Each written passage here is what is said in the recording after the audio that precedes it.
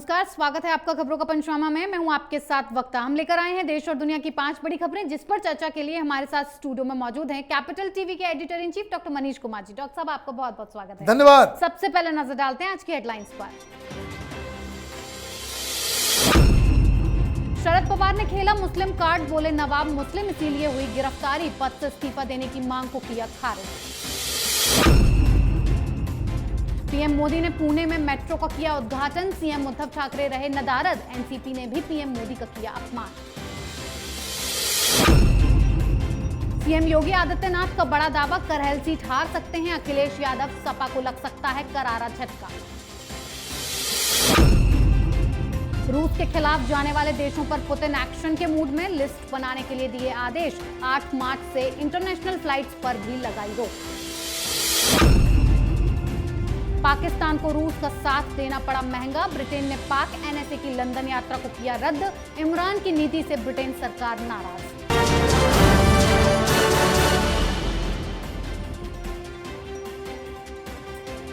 सबसे पहले बात महाराष्ट्र की राजनीति की करते हैं। महाराष्ट्र की महाविकास अघाड़ी सरकार और महाराष्ट्र बीजेपी के बीच में जबरदस्त तनातनी चल रही है। एक तरफ मनी लॉन्ड्रिंग और दाऊद इब्राहिम से रिश्ते रखने के मामले में कैबिनेट मंत्री नवाब मलिक को ईडी ने गिरफ्तार किया है, तो वहीं दूसरी तरफ एनसीपी नेता शरद पवार ने इस मामले में मुस्लिम कार्ड खेलते हुए आरोप लगाया कि एक मुस्लिम होने के कारण मलिक को फंसाया गया है, इसीलिए भगौड़े अंडरवर्ल्ड डॉन दाऊद इब्राहिम से उनके संबंध होने की बात कही गई है। साथ ही दाऊद इब्राहिम से रिश्तों का खुलासा होने के बाद विपक्ष लगातार मलिक के इस्तीफे की मांग कर रहा है, जिसे सिरे से खारिज करते हुए पवार ने कहा कि केंद्रीय मंत्री नारायण राणे और मलिक पर अलग अलग स्टैंडर्ड लागू किए जा रहे हैं। जब राणे गिरफ्तार हुए तो क्यों नहीं लिया इस्तीफा? डॉक्टर साहब, मलिक का इस्तीफा ना हो इसलिए शरद पवार नए नए हथकंडे अपना रहे हैं और उदाहरण भी पेश कर रहे हैं। देखिए, शरद पवार एक दूसरा गेम खेल रहे हैं। ये बात कि वो मुसलमान हैं इसलिए नवाब मलिक को गिरफ्तार किया गया, ये बात पहले भी बोल चुके हैं। जिस दिन पहली दफ़ा ये सारी चीज़ें हुई, जब ईडी नवाब मलिक को उठा ले गई, तब भी यही बात उन्होंने की। लेकिन आज जो उन्होंने कहा उसमें फ़र्क ये है, वो इस बार प्रधानमंत्री मोदी से सवाल कर रहे हैं। वो पूछ रहे हैं कि नारायण राणे को भी गिरफ्तार किया गया और उस पर यह कानून क्यों नहीं लागू होता है? प्रधानमंत्री जवाब दें। प्रधानमंत्री जवाब नहीं देंगे। शरद पवार केंद्र सरकार को इसमें इन्वॉल्व करना चाह रही है। महाराष्ट्र की राजनीति में भारतीय जनता पार्टी ने बहुत ही सफाई से केंद्र को और भारतीय जनता पार्टी के केंद्रीय लीडरशिप को बाहर कर रखा है और देवेंद्र फडणवीस को इन लोगों को से निपटने के लिए छोड़ दिया है। तो शरद पवार की रणनीति ये कि महाराष्ट्र में जो उथल पुथल हो रहा है उसके जरिए वो केंद्र सरकार के ऊपर हमला करें। बीजेपी की स्मार्टनेस ये कि उन्होंने केंद्र के लीडरशिप को इन सारे मामलों से अलग कर देवेंद्र फडणवीस को इनके बराबर ला करके खड़ा कर दिया। You deal with them. ठीक। अब रही बात मुसलमान होने की वजह से इनको दाऊद इब्राहिम के साथ जोड़ा जा रहा है, ऐसी बात नहीं है। प्रफुल्ल पटेल शरद पवार के दाहिने हाथ, इकबाल मिर्ची के साथ उनके रिश्ते, फ्लैट की खरीदारी, ऑलरेडी केस चल रहा है जी। तो प्रफुल्ल पटेल तो मुसलमान नहीं है, छोड़िए इनको। जो वोरा कमेटी रिपोर्ट की जो कुछ जानकारियां बाहर आई हैं उसके हिसाब से तो एनसीपी के बहुत सारे लीडर्स की, कांग्रेस पार्टी के बहुत सारे लीडर्स की जो रिश्तेदारी दाऊद के साथ उस रिपोर्ट में बताई गई है वो सब मुसलमान नहीं है। तो ये मुसलमान है। अरे भाई, मुसलमान है और अगर दाऊद इब्राहिम के साथ है तो क्या छोड़ दिया जाए? ये कहाँ की दलील है? ये किस तरह की बात है? शरद पवार उनको समझ में आ गया है कि उनका खेल अब खत्म होता चला जा रहा है। इस बार देवेंद्र फडणवीस ने अकेले ये कांग्रेस पार्टी, एनसीपी और शिवसेना को एक ऐसे दलदल में फंसा दिया है कि जहाँ से उबर पाना, निकल पाना इन लोगों के लिए मुश्किल हो रही है। जी बिल्कुल सही कहा डॉक्टर साहब आपने। एक तरफ शरद पवार नवाब मलिक को बचाने के लिए मुस्लिम कार्ड खेल रहे हैं तो दूसरी तरफ पीएम मोदी पर भी बयानबाजी करने से बाज नहीं आए। प्रधानमंत्री मोदी ने आज पुणे में महाराज शिवाजी की 9.5 फीट ऊंची प्रतिमा का अनावरण किया। साथ ही पीएम मोदी ने 12 किलोमीटर लंबे मेट्रो प्रोजेक्ट का भी उद्घाटन किया। लेकिन खटकने वाली बात यह रही कि पीएम मोदी पुणे में मौजूद होते हैं और राज्य के सीएम ही कार्यक्रम से नदारद दिखाई देते हैं और वजह बताई जाती है कि सीएम ठाकरे की तबियत ठीक न होने की वजह से वो कार्यक्रम में नहीं पहुंच पाए। लेकिन शरद पवार को पीएम मोदी का महाराष्ट्र आना पसंद नहीं आया। शरद पवार ने कहा कि मेट्रो का काम अभी अधूरा है लेकिन पीएम मोदी उसका उद्घाटन करेंगे। पीएम को इसकी बजाय यूक्रेन में फंसे भारतीयों को बचाने के बारे में ज्यादा सोचना चाहिए। साथ ही एनसीपी कार्यकर्ताओं ने अंबेडकर स्मारक पर काली पोशाक पहनकर मोदी गो बैक के बैनर लेकर विरोध प्रदर्शन किया। डॉक्टर साहब, पीएम मोदी का इस तरह अपमान करना अघाड़ी के खात्मे की तरफ इशारा करता है, क्या कहेंगे आप? देखिए, ये लोग अपने लिए गड्ढे खोद रहे हैं। It is as simple as that. लेकिन सवाल अघाड़ी से नहीं, शिवसेना से नहीं और एनसीपी से भी नहीं। सवाल तो केंद्र सरकार से पूछा जाना चाहिए।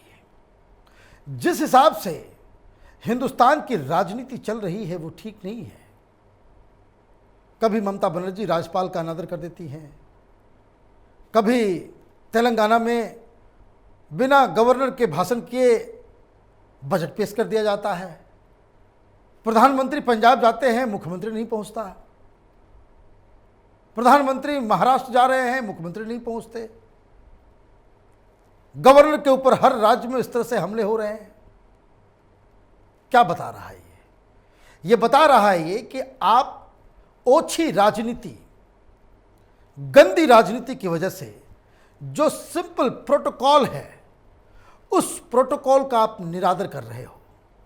ये राजनीति गलत दिशा की ओर जा रही है। मैं आपको बता दूं, यही विपक्षी पार्टियां, यही शिवसेना, यही एनसीपी, यही कांग्रेस, यही ममता बनर्जी और ये तमाम विपक्षी पार्टियां केंद्र सरकार के ऊपर फासिज्म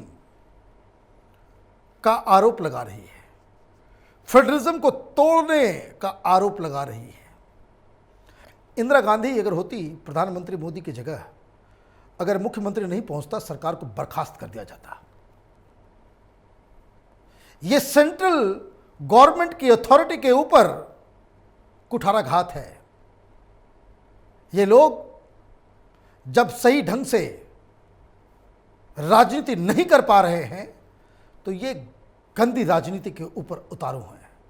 और ये दायित्व और ये सवाल प्रधानमंत्री मोदी से है कि क्या आपके रहते आप एक कुर्सी, आप एक इंस्टीट्यूशन को रिप्रेजेंट करते हैं। देश की जनता ने आपको चुन के, कोई बैकडोर से आपको प्रधानमंत्री नहीं बनाया गया है और उसका अनादर करोड़ों हिंदुस्तानियों का अनादर है। क्या इंस्टीट्यूशंस के साथ इस तरह के खिलवाड़ जो लगातार हो रहा है और केंद्र सरकार बिल्कुल इनएक्टिव बैठी हुई है, हाथ पर हाथ देकर तमाशा देख रही है, तो क्या ये आरोप नहीं लगना चाहिए आपके ऊपर कि आपके रहते प्रधानमंत्री के पद की गरिमा का, उसको कह सकते हैं, उस पर कुठाराघात हो रहा है? ये उचित नहीं है। प्रधानमंत्री को इस तरह के टेंडेंसीज, इस तरह की गंदी राजनीति के ऊपर कुछ कड़े कदम उठाने पड़ेंगे। राज्यों में राज्यपाल का अनादर नहीं होना चाहिए, प्रधानमंत्री का अनादर नहीं होना चाहिए। आज आप प्रधानमंत्री हैं, कल कोई और आएगा, कल कोई गठबंधन बनेगा, कोई कमजोर प्रधानमंत्री मनमोहन सिंह के जैसा होगा, तो क्या सारे मुख्यमंत्री उनके माथा पे बैठ के नाचना शुरू कर देंगे? और अगर नाचना शुरू कर देंगे तो इसका दोषारोपण जो है वो भी प्रधानमंत्री मोदी के सर ही आएगा। इसलिए जगने का समय आ गया है।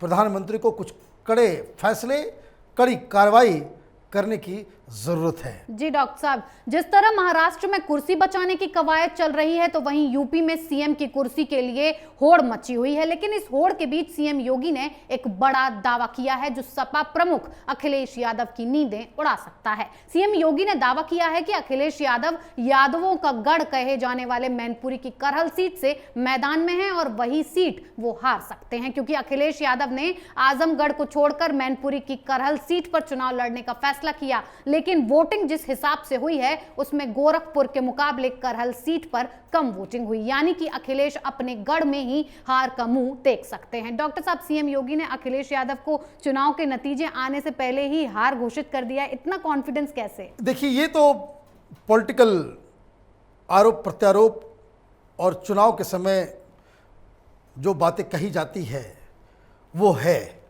जैसे योगी आदित्यनाथ गोरखपुर से वो चुनाव लड़ने गए तो अखिलेश यादव तंज कर रहे थे कि बीजेपी वालों ने पहले ही उनको घर भेज दिया।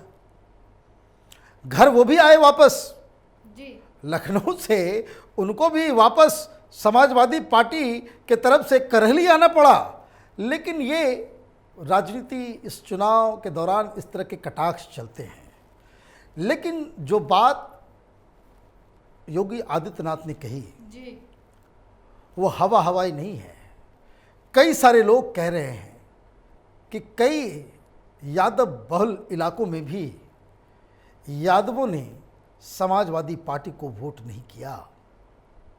वैसे मेरा मानना तो यही है कि करहल से बड़ी आसानी से अखिलेश यादव जीतेंगे, लेकिन चुनाव से पहले जो लॉजिक, जिस तरह की बातें होती है उसके तहत कुछ लोग ये भी दावा कर रहे हैं कि करहल के अंदर यादवों में दो फाड़ हो गया। वो अलग अलग सब कास्ट वो भी होते हैं, एक कास्ट के अंदर उनके बीच कुछ ऐसी बातें हुई है जिसकी वजह से यादवों का एक धरा वो अखिलेश यादव को वोटिंग नहीं किया है। और हो सकता है इस तरह की रिपोर्ट उनके पास भी पहुंची हो और उसके आधार पर ये दावा कर रहे हैं। लेकिन जो कुछ भी हो, एक बात तो तय है कि जिस हिसाब से अखिलेश यादव का पूरा प्रचार तंत्र फेजेस के साथ चुनाव जैसे जैसे आगे बढ़ते चले गए और उनका प्रचार प्रसार का जो पूरा तंत्र फेल होता चला गया, वो अखिलेश यादव को रिथिंक करने की आवश्यकता है। अखिलेश यादव ने इस चुनाव में बहुत मेहनत की, बहुत कोशिश की, लेकिन ऐसा लग रहा है कि वो अकेले भी पड़ गए और चूँकि उनके पास प्रचार प्रसार के लिए ज़्यादा लोग नहीं, पारिवारिक पार्टियों के साथ ये दिक्कत होती है, आपके पास बड़े लोग नहीं होते, कैंपेन आपको अकेला करना पड़ता है। और दूसरी समस्या उनके सामने ये खड़ी हो गई कि ये पिछले 3 फेजेस से, ये जब से ये यूक्रेन और रूस का मसला आया है, अखिलेश यादव टेलीविज़न से गायब ही हो गए। सारे टेलीविज़न वाले तोप गोला चला रहे हैं, वर्ल्ड वॉर करवा रहे हैं और यूपी के चुनाव को बेसहारा छोड़ चुके हैं। तो इससे भी नुकसान अखिलेश यादव को बहुत ज्यादा हुआ है। जी डॉक्टर साहब, बिल्कुल सही कहा कि यूक्रेन में लड़ाई छिड़ी हुई है। एक तरफ कुर्सी की लड़ाई है तो दूसरी तरफ रूस की यूक्रेन से लड़ाई छिड़ी हुई है और ऐसी गंभीर लड़ाई चल रही है जिसमें पुतिन आर पार की जंग करने के मूड में है। पुतिन ने रूस का विरोध कर रहे देशों की लिस्ट बनाने का आदेश दिया है। इन देशों के खिलाफ रूस जवाबी कार्रवाई करेगा। इसके लिए राष्ट्रपति पुतिन ने विशेष ऑर्डर पर हस्ताक्षर किए हैं। तो वहीं 8 मार्च से रूस से अंतरराष्ट्रीय उड़ानें बंद कर दी गई हैं। यात्री और मालवाहक उड़ानों को रोकने का ऐलान किया गया। पश्चिमी देशों से लगे प्रतिबंध के चलते एरोफ्लोट कंपनी ने यह फैसला किया है। और आपको बता दें कि Azerbaijan, Armenia, Kazakhstan, Qatar, UAE और तुर्की के रास्ते रूसी नागरिक लौट रहे हैं, यानी कि पुतिन फिलहाल स्टेप बैक करने के मूड में नहीं है। डॉक्टर साहब, पुतिन की ये गाज किन किन देशों पर गिरने वाली है? क्या भारत इस लिस्ट में शामिल है? नहीं, बिल्कुल भारत इस लिस्ट में शामिल नहीं है। भारत बिल्कुल सही पॉलिसी अपनाते हुए इस पूरे युद्ध से अपने आप को अलग रखने में कामयाब पूरी अच्छे तरीके से हुई है। और जो कोई भी ये कहता हो कि भारत इस पूरे युद्ध में जो है उसने गलत फैसले लिए, वो सरासर गलत बातें कर रहा है। भारत रूस से भी दोस्ती और अमेरिका से भी दोस्ती इसी पॉलिसी पे चल रहा है। चूँकि हम एक बड़े मार्केट हैं, हम एक बड़े हथियार के खरीदार हैं, चूँकि हम में अमेरिका का भी और रूस का भी नेशनल इंटरेस्ट जो है वो को टर्मिनस हो जाता है, इसलिए हिंदुस्तान इस जंग से दूर रहकर अपने आप को बचाने में कामयाब रहा। 1 नंबर 2, ये जो लिस्ट जो बनाई जा रही है वो बेसिकली यूरोपियन कंट्रीज हैं जी। उसमें नीदरलैंड्स है, बेल्जियम है, पोलैंड है, फ्रांस है, स्पेन है, जो तमाम तरह के प्रतिबंध वगैरह को लगाने में वो लोग आगे हैं, जो यूक्रेन की मदद कर रहे हैं। यूक्रेन में मसला ये फंसा हुआ है कि अगर खाली हाथ लौटे पुतिन, तो पुतिन की साख तो रूस के अंदर खत्म होगी ही होगी। रूस का पूरा रुतबा वर्ल्ड पॉलिटिक्स में बिल्कुल खत्म हो जाएगा जी। आप सुपर पावर हैं, इसमें कोई डाउट ही नहीं है कि रूस मिलिट्री के हिसाब से एक बहुत बड़ी शक्ति है, और यूक्रेन जैसे पड़ोसी मुल्क, छोटे से मुल्क को जिसके पास लड़ने के लिए कुछ नहीं है, वहाँ से भी अगर आप हार जाते हैं तो मिलिट्री की वजह से नहीं हारेंगे। आप हारेंगे अपनी नीतियों की वजह से, अपने गलत फैसलों की वजह से। और इसलिए पुतिन ने आज साफ साफ कह दिया जी। कि ये लड़ाई तभी बंद होगी जब यूक्रेन उनकी सारी शर्तों को मान ले, किसी एक पे कॉम्प्रोमाइज नहीं होगा, और जब तक नहीं होगा तब तक ये बमबारी जारी रहेगी। दिक्कत वहाँ फंस रहा है कि जब ये टैंक्स आगे बढ़ रहे हैं, अब सिविलियन पॉपुलेशन वो सड़कों पे आ गई है। आप मिलिट्री से तो लड़ सकते हो, बॉम्बिंग कर सकते हो, लेकिन जब जनता खड़ी हो जाए तब आपको बहुत सारे सवालों का जवाब देना पड़ेगा। सिविलियंस की मौत होगी, पूरी दुनिया को रूस के खिलाफ खड़ा होना पड़ेगा, और ये स्थिति दुनिया के लिए चिंताजनक स्थिति बन जाएगी। जी डॉक्टर साहब, यानी कि पुतिन ने तो ठान लिया है कि वो आक्रामक रवैया अपनाएंगे, लेकिन इस मामले में पाकिस्तान पर गाज गिर गई है। यूक्रेन रूस की जंग में पाकिस्तान ने रूस का साथ दिया, जिस पर ब्रिटेन ने तगड़ा एक्शन ले लिया है। ब्रिटेन ने पाकिस्तान एनएसए के दौरे को रद्द कर दिया है। दरअसल कुछ दिन पहले पाक पीएम इमरान खान ने रूस का दौरा किया था, जिसके बाद अमेरिका ने भी पाकिस्तान को कड़ी चेतावनी दी थी, और अब ब्रिटेन ने खासा नाराजगी जताते हुए पाकिस्तान को बड़ा झटका दिया है और राष्ट्रीय सुरक्षा सलाहकार मोएद यूसुफ का लंदन दौरा रद्द कर दिया है। डॉक्टर साहब, पाकिस्तान को रूस का साथ देना कितना महंगा पड़ गया? देखिए, वो होता है कि शहर में कुछ भी कहीं चोरी होती है, कहीं कोई डाका डलता है, पुलिस वाले कुछ हिस्ट्री सीटर्स के पास पहुंच जाते हैं, उसके नाम से पर्ची काट देते हैं। लेना एक न देना दो, और पाकिस्तान हर तरफ से जो है उसको मुसीबत जो है बढ़ जा रही है। पुतिन ने इमरान खान को एक प्यादा की तरह इस्तेमाल किया जी। वो मॉस्को उन्हें बुला करके बिठा लिया गया। पूरी दुनिया को लगा भाई पाकिस्तान के साथ क्या बातचीत हो रही होगी, वो हो रहा होगा, लेकिन ये मालूम नहीं कि मॉस्को में इमरान खान को बिठा करके इन्होंने यूक्रेन पे हमला कर दिया। बात समझिए जी। अब इसमें बातचीत क्या होगी, ये पाएंगे क्या, खाएंगे क्या, कुछ नहीं। और उनको कह दिया गया कि भाई ज़बरदस्ती आप जो है यूक्रेन के खिलाफ बयान दे दो, रूस के साथ खड़े हो जाओ। और ये वैसे भी इतने बड़े माने अक्लमंद लोग, रूस के फेवर में उन्होंने बयान दे दिया। फिर एक और गूफअप हो गया।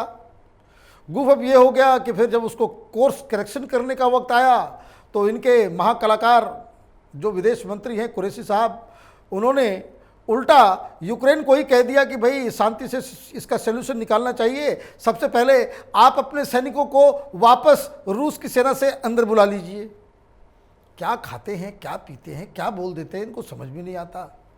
अब जब रूस के साथ वो नजर आए तो सबसे पहला एक्शन तो अमेरिका ने लिया जी। वो 50 मिलियन या कुछ और उनके स्टेट जो सरकारी बैंक है उसके ऊपर उन्होंने जो है फाइन कर दिया।